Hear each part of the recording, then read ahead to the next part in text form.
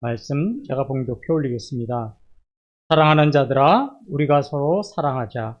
사랑은 하나님께 속한 것이니 사랑하는 자마다 하나님으로부터 나서 하나님을 알고 사랑하지 아니하는 자는 하나님을 알지 못하나니 이는 하나님은 사랑이심이라. 아멘. 건강에 많이 유의해 주시기 바랍니다. 말씀을 드리기에 앞서 퀴즈를 하나 내겠습니다. 한번 앞에 화면을 봐주시겠습니까? 우리가 지금 계속해서 은혜를 나누고 있는 요한일서는 네모의 책이다.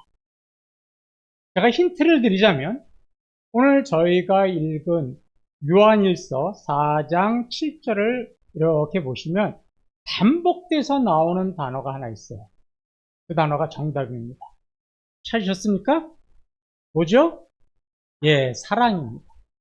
요한일서는 사랑에 관한 책이에요. 그래서 요한일서에는 사랑이라는 단어가 몇 번 나오냐면 46번이나 나옵니다. 그래서 요한일서에는 하나님께서 원하시는 사랑이 어떤 사랑이냐?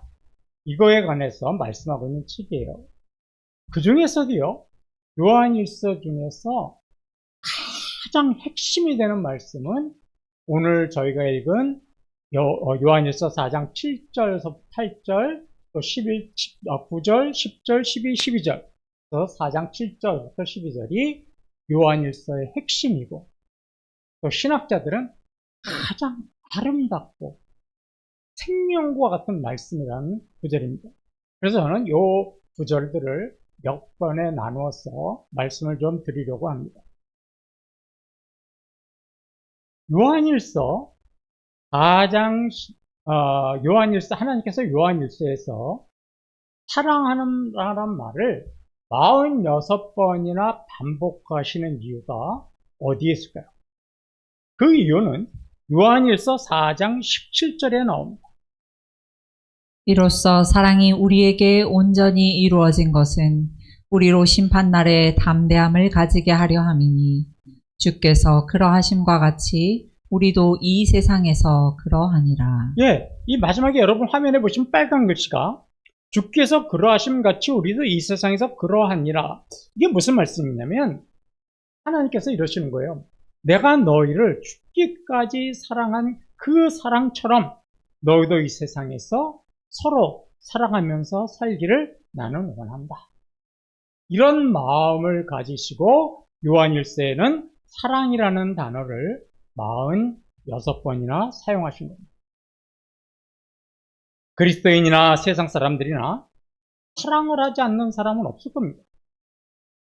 인간에게 사랑하지 말라라는 것은 두라는 말과 똑같습니다. 사람은 그 대상이 무엇이든지 간에 사랑하지 않고는 살 수가 없어요. 인간 모두는 사랑이 필요하고 또 사랑을 하면서 삽니다. 이처럼 세상 사람들은 모두 사랑을 하고 사랑을 필요로 하는데, 그렇다면 그 사랑의 출처, 그 사랑의 신적 기원은 어디에 있을까요? 오늘 저희가 읽은 7절, 8절에 그 해답이 나옵니다. 사랑하는 자들아, 우리가 서로 사랑하자. 사랑은 하나님께 속한 것이니 사랑하는 자마다 하나님으로부터 나서 하나님을 알고 사랑하지 아니하는 자는 하나님을 알지 못하나니 이는 하나님은 사랑이심이라. 예, 7절을 보시면 사랑은 하나님에게 속한 것이니 이렇게 나옵니다. 이 속했다는 말이 무슨 말이냐면 사랑은 하나님으로부터 나온 것이다 이런 뜻이에요. 사랑은 하나님으로부터 온 것입니다. 또 8절에 제일 마지막에 보시면 하나님은 사랑이심이라.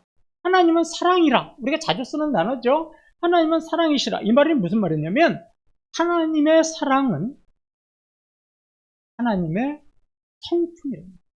하나님의 신적 성품. 하나님의 사랑의 성품으로부터 이 사랑이 시작됐다는 것. 그래서 이 두 말씀으로 볼 때 사랑의 출처, 사랑의 신적 기원은 하나님이라고 할 수 있습니다. 마치 이런 거예요. 세상을 환하게 비춰주는 빛이 어디서 나오나요? 태양에서 나오죠? 마찬가지. 사랑도 하나님으로부터 나오는 겁니다. 자, 그러면 사랑은 하나님 앞에 속한 것이고 또 사랑은 하나님의 신적 성품이니까 사랑은 있는 사람만이 할 수 있는 걸까요? 그렇지는 않습니다. 세상 모든 사람도 다 사랑을 합니다. 왜 그럴까요? 세상 사람 모두는 하나님의 형상을 따라서 창조되었기 때문에 하나님의 형상을 따라서 창조되다 보니까 하나님의 신적 성품인 사랑도 가지고 태어난 거예요. 그래서 세상 모든 사람들은 사랑의 성품을 가지고 태어났기 때문에 사랑하지 않고는 살 수가 없습니다. 그런데 문제는 그 사랑이 문제가 생겼다는 거죠. 아담과 하와가 범죄함으로 인하여 하나님의 형상이 사라졌습니다.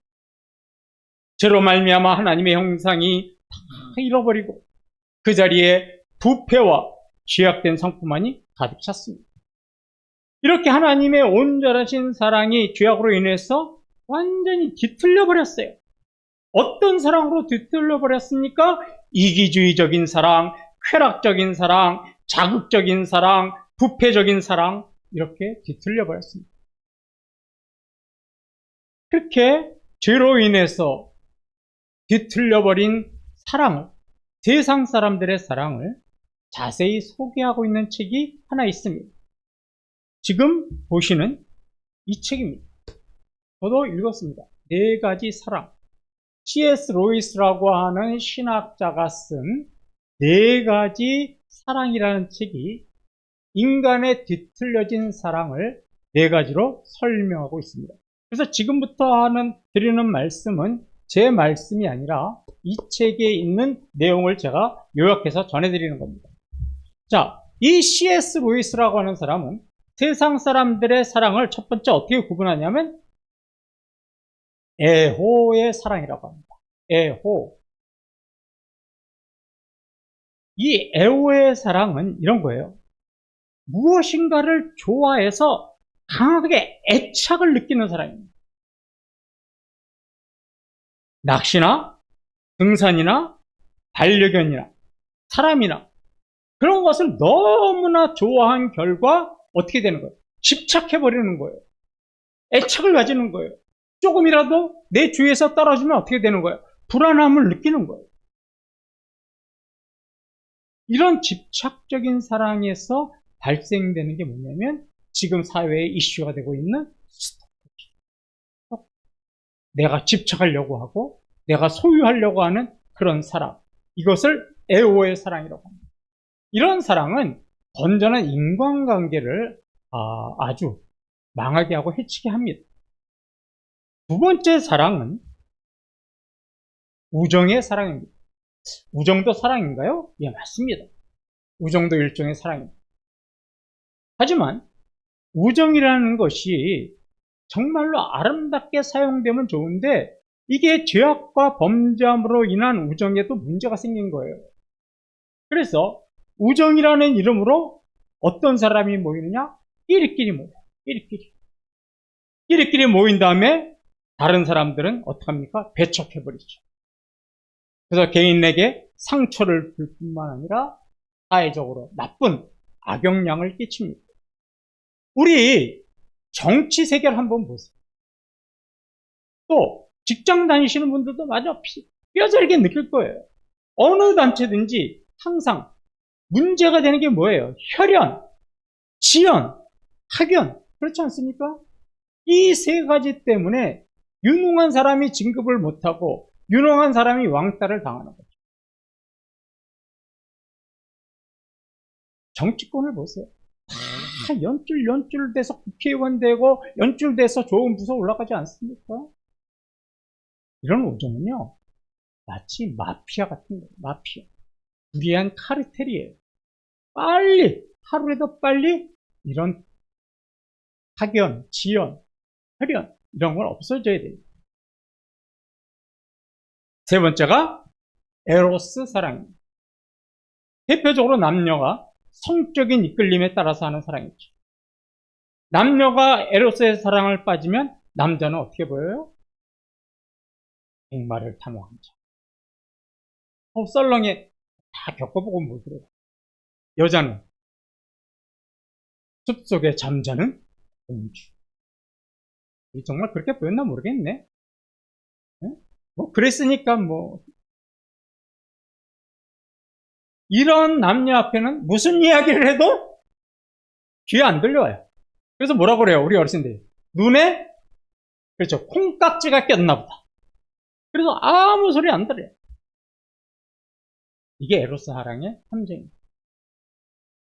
에로스 사랑의 그 환상이 깨지니까 어떻게 되는 거예요? 데이트 폭력이 이루어지고 서로 간에 다툼과 갈등이 생기고 이혼하게 되고 심지어는 사랑하는 자기 아내와 남편을 살인하기까지 하지 않습니까? 이게 뒤틀린 사랑이에요. 혜경이하고 더 고등학생 잘 들어. 여기 또 누구야? 유빈이하고 또 혁준이도 잘 듣고 에로스 사랑을 하면 좋지만 이게 너무 빠지면 안 돼. 네 번째가 자비의 사랑입니다. 그러니까 사람이 할 수 있는 사랑 중에서 가장 숭고한 사랑이 자비의 사랑이에요. 어떤 사랑이냐? 부모가 자식을 사랑하는 것 같이 아껴주는 사랑입니다. 어려운 이웃들이 결핍함을 보면 그것을 채워주는 사랑입니다. 그런데 인간의 이런 자비적인 사랑도 문제가 있어요. 뭐냐? 그 출발이 정말 하나님의 사랑의 정신에서 출발한 것이 아니라 뒤틀린 사랑에서 출발한 것이기 때문에 자신의 욕구와 만족을 느끼기 위해서 그렇게 사랑을 한다는 거예요. 그래서 C.S. 루이스는 인간의 이 네 가지 사랑에 공통점이 하나 있다고 그랬어요. 인간의 뒤틀린 사랑의 공통점은 뭐냐? 모두 다 이 사랑은 자기 필요에 따라서 하는 사랑이고 또 자신의 만족을 위해서 하는 사랑이라는 거예요. 부모가 자신의 자식을 사랑하는데도요, 자신 안에 있는 그 필요를 채우기 위해서 사랑하는 경우가 있습니다. 이런 거죠. 너는 의대를 가야 돼. 그래서 우리 가정을 살려야 돼. 의대 막 열심히 하라고 해요. 그 사랑은 근데 결국 뭐예요? 우리 가정을 살리고 나 좀 잘 살게 해달라는 욕망이죠. 우리 부모님도 그렇게 하시면 안 돼요. 자신의 욕망을 채우기 위해서 무엇을 요구하면서도 그거를 뭐라고 포장을 해요? 나는 너를 사랑하는데요. 혹시 마세요? 이런 사랑에 이런.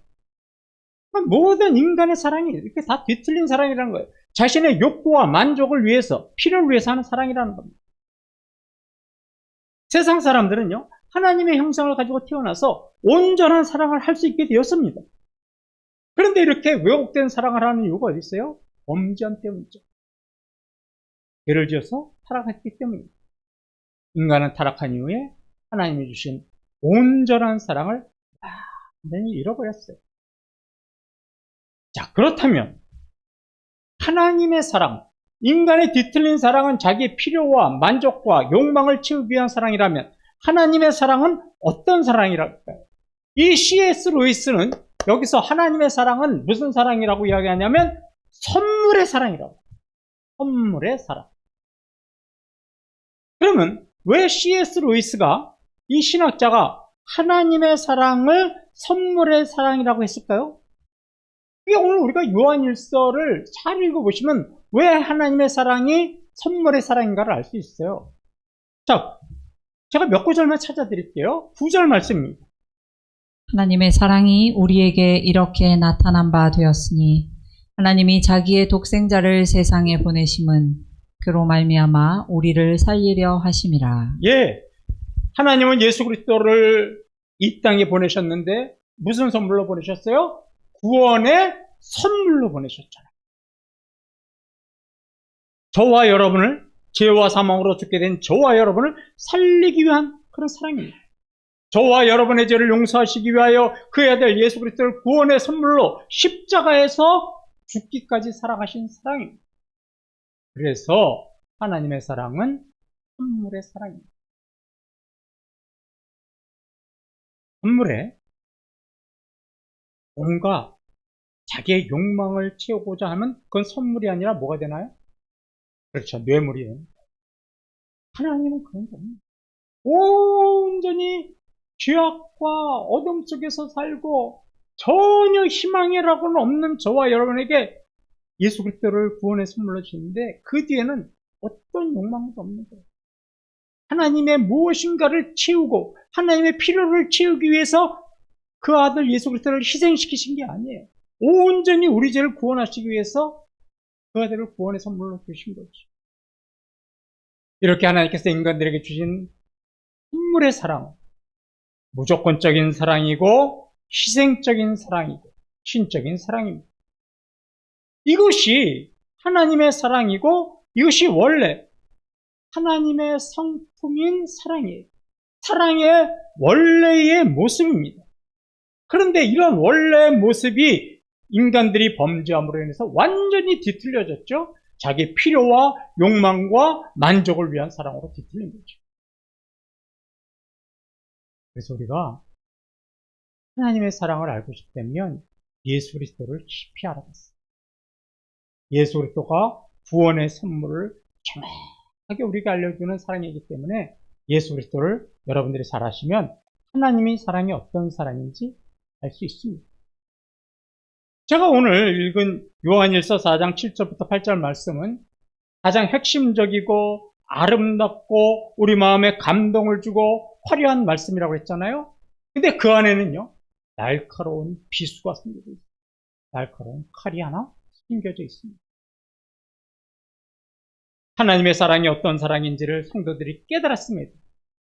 성도들이 그 사랑을 실천하지 않고 있다고 하는 책망의 말씀도 함께 들어가 있는 겁니다. 하나님은 그 아들 예수 그리스도를 선물로 주셔서 십자가에서 죽이시기까지 우리를 사랑하셨건만 그런 사랑을 받은 우리는 어떻습니까? 삶의 현장에서 그 사랑을 실현하고 있습니까? 아니면 날마다 상대방과 이웃들을 미워하고 증오하고 갈등하고 비난하고 싸우고 있습니다. 오늘 그거를 깨달으라는 말씀이 요한일서 4장 7절과 8절의 말씀입니다. 그래서 사도 요한은요, 이 요한일서 4장 7절 8절에서 우리들에게 질문 하나 던져요. 뭐냐?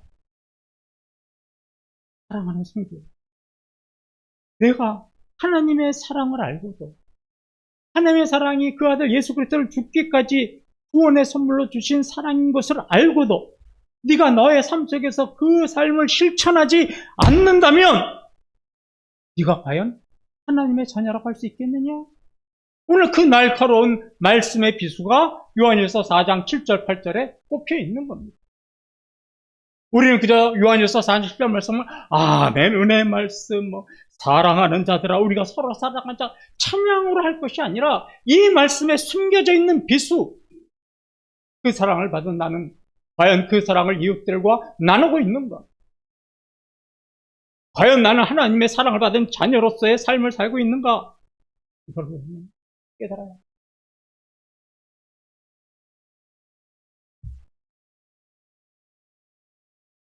어떤 사람이요, 아이를 낳았어요. 아이가 자라갈수록 어느 한 구석도 자신을 닮은 데가 없는 것 같아요. 머리도 곱슬이고 눈 색깔도 이상하게 좀 달라요. 그럼 무슨 생각이 들까요? 정말로 이 아이가 내 아이가 맞을까? 의구심이 들을 거 아니에요, 그죠? 그러면 요새 좋은 방법이 있잖아요. 어떻게 해요? DNA, 즉 유전자 검사를 의뢰하잖아요. 유전자 검사를 의뢰하죠. 왜요? 자식은 부모로부터의 뭘 물려받고 태어나요? DNA, 유전자를 갖고 태어나서, 왜 우리 드라마 보면 그렇잖아요. 99% 친자로 인정됩니다. 99% 본인의 아들이 아닙니다. 이렇게 나오잖아요. 그것 때문에 자식들은 부모의 DNA를 물려받습니다. 그래서 뭐라 그래요, 여러분들끼리? 애가 말 착하다 그러면 당신 탓이고, 애가 공부 잘하면 누구 탓이라고 그래요? 내 탓이라고 그래요. 왜 그래요? 그 유전자 딸 다 물려받아요. 여러분, 저와 여러분은 예수 그리스도께서 십자가에서 죽으심으로 우리를 구원하시고 우리를 다시 품으셔서 새 생명으로, 새로운 인생으로 태어나게 하셨습니다. 그래서 우리는 하나님으로부터 새로운 생명을 받았기 때문에 하나님의 거룩한 성품을 우리도 어떻게 하고 있어요? 물려받은 거죠. 쉽게 말씀드리면 하나님의 DNA, 하나님의 유전자를 우리도 어떻게 하고 있는 거예요? 물려받은 겁니다. 그래서 하나님에게서 난 사람은 하나님의 성품을 어떻게 된 거예요? 누구나 다 가지게 된 겁니다. 그런데 어떤 성도가 항상 남들을 정죄하고 비판하고 상대방의 혼을 비난하게만 한다면 그 사람은 하나님의 DNA 유전자를 받았다고 할 수 없죠. 그럼 이럴 때는 어떡할까요? 그 뭐 유전자 검사를 가서 의뢰할 수도 없고 말씀을 통해서 자신이 무엇인가 문제를 깨달아야 돼요. 이런 성도들은요, 자신이 하나님에게서 난 성도가 아니라는 것을 스스로 증명하는 성도예요. 자, 여러분 7절, 8절을 다시 한번 보시겠습니다. 사랑하는 자들아, 우리가 서로 사랑하자. 사랑은 하나님께 속한 것이니 사랑하는 자마다 하나님으로부터 나서 하나님을 알고 사랑하지 아니하는 자는 하나님을 알지 못하나니 이는 하나님은 사랑이심이라. 예, 지금부터 드리는 말씀이 조금 어려울 수 있어요. 그런데 제 특기가 뭐라고 그랬죠? 어려운 거를 쉽게 풀어드리는 거. 걱정 안 하고 잘 들어보세요. 하나님을 알고 하나님을 알지 못하는 똑같은 말이 몇 번 나오니까 지금 빨간 글씨로 2번 나오죠. 그런데 맨 위에 있는 하나님을 알고는 이 헬라어 원문 성경을 보면 현재형으로 되어 있어요. 현재형. 그 다음에 밑에 있는 하나님을 알지 못하나니는 과거형으로 되어 있어요. 자, 7절, 8절 똑같은 문장인데 왜 사도 요한은 앞에 있는 하나님을 알고는 현재형으로 쓰고 뒤에 있는 하나님을 알지 못한다는 것은 과거형으로 썼을까요? 이런 뜻이에요. 하나님을 안다는 것은 지식적으로 안다는 말은 아니에요. 그러니까 내가 뭐 성경을 많이 읽어서 해박한 성경 지식을 갖고 있는 것, 이거를 하나님을 알고 이렇게 표현한 게 아니에요. 여기서 하나님을 알고라는 말은 무슨 말이냐면 우리가 계속 강조하고 있는 하나님과의 코이노니아를 나누고 있는 것은 하나님과 아름다운 교제, 하나님과의 코이노니아를 가지고 있는 성도를 하나님은 아는 성도라고 그러는 거예요. 그러니까 지금 내가 하나님과의 코이노니아를 나눠요. 그럼 이건 현재입니까? 과거입니까? 현재죠.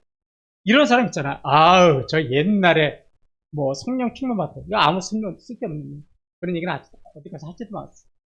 아, 옛날에 뭐 성경을 몇 장씩 외웠고요. 성경 공부 안 해본 거 없고요. 다 과거형이잖아요. 이게 뭐예요? 현재는 그렇게 안 하고 있다라는 얘기. 어디 가서 그런 얘기 하지 마요. 하나님을 알고. 그러니까 현재 지금 저와 여러분이 하나님과의 아름다운 코이노니아를 통해서 하나님의 사랑이 어떤 것인지를 알았어요. 그러면 그 사랑을 가지고 어떻게 한다고 그랬어요? 이웃들에게 사랑을 어떻게 한다고요? 나눈다고 그랬죠. 그게 바로 이거예요. 그래서 현재형으로 쓴 거예요. 무슨 말씀인지 이해하시겠죠?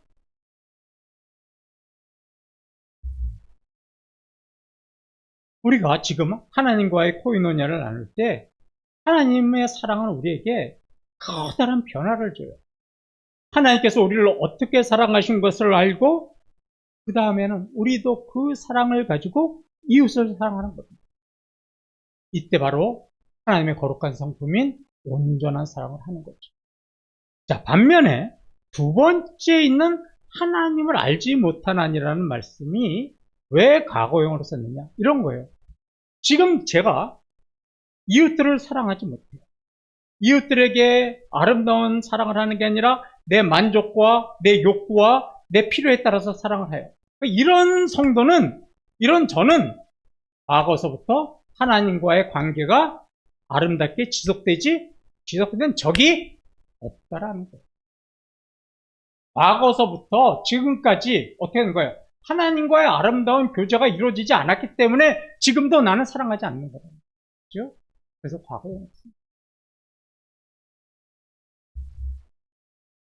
이웃을 사랑하지 않는 성도는 하나님께 속한 사람도 아니고 하나님께 난 자도 아닙니다.